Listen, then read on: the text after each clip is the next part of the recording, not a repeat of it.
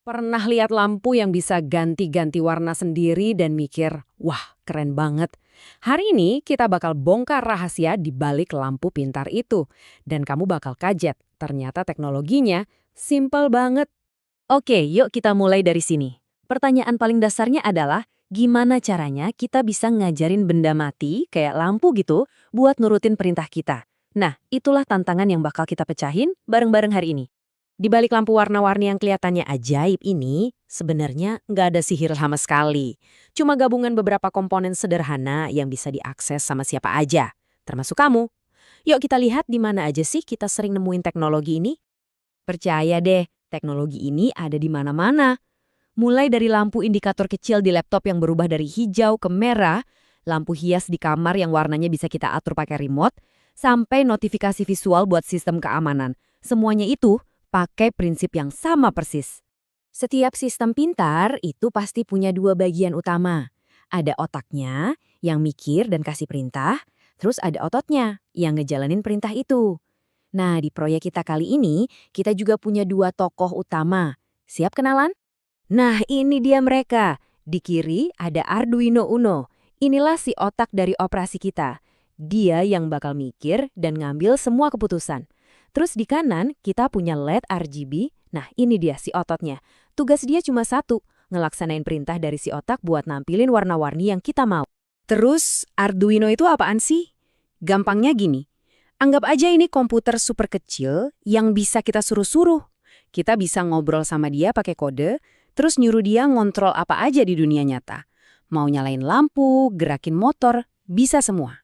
Yuk kita tur singkat di papan Arduino ini. Lihat konektor USB itu? Nah, itu jembatannya dari komputer kita ke si Arduino.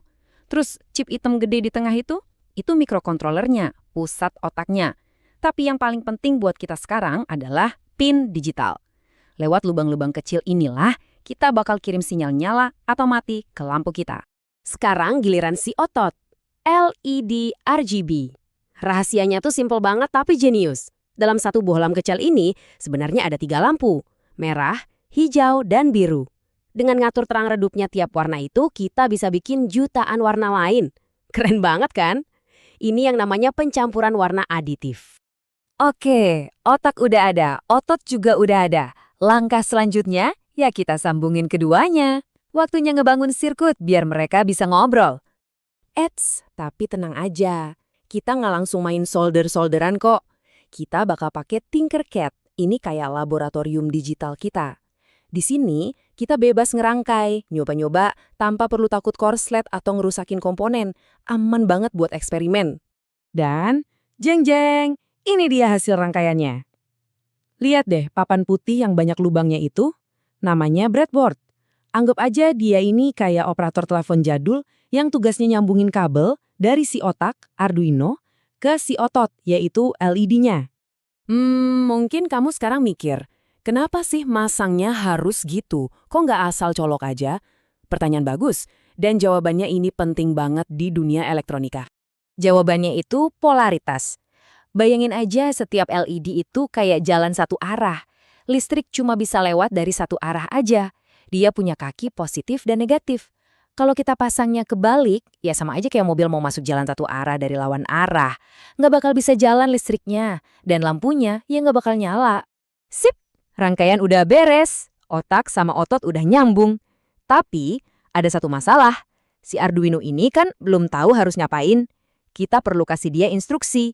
Kita perlu ngobrol sama dia pakai bahasa yang dia ngerti, yaitu kode. Tenang, tenang. Dengar kata kode jangan langsung pusing. Kita nggak bakal ngetik kode yang ribet. Di Tinkercad, kita bisa ngasih perintah cuma dengan nyusun balok-balok kayak gini. Gampang banget, beneran deh kayak main puzzle. Logika programnya gini doang nih, super simple. Pertama, kita suruh lampu merah nyala. Terus, kita suruh dia diam dulu sedetik. Abis itu giliran lampu hijau yang nyala. Diam lagi sedetik, terakhir lampu biru nyala. Diam lagi sedetik. Udah, balik lagi ke awal, ke merah. Gitu aja terus, ngulang-ngulang. Oke, semua udah siap, rangkaiannya udah nyambung, instruksinya udah kita susun. Ini dia saat yang kita tunggu-tunggu. Yuk kita lihat bagaimana otak, otot, dan bahasa kita bekerja sama. Begitu simulasi kita klik start, Arduino langsung baca perintah pertama. Set pin 7 ke high. High itu artinya nyala. Dan karena pin 7 nyambung ke lampu merah, ya lihat aja sendiri, lampu merahnya langsung nyala. Perintah pertama sukses. Setelah nunggu sedetik, programnya lanjut ke baris berikutnya. Sekarang giliran pin 4 yang dapat perintah high. Pin ini nyambungnya kemana? Ke lampu hijau. Dan benar aja lampu hijaunya langsung aktif. Dan akhirnya perintah terakhir di siklus ini dieksekusi. Otak kita, si Arduino, ngirim sinyal ke pin 5 yang nyambung ke lampu biru. Lampu birunya nyala dan lengkap sudah siklus 3 warna kita. Abis ini, ya balik lagi ke merah dan seterusnya. Nah, kita barusan berhasil nih bikin proyek sederhana dari nol sampai jalan.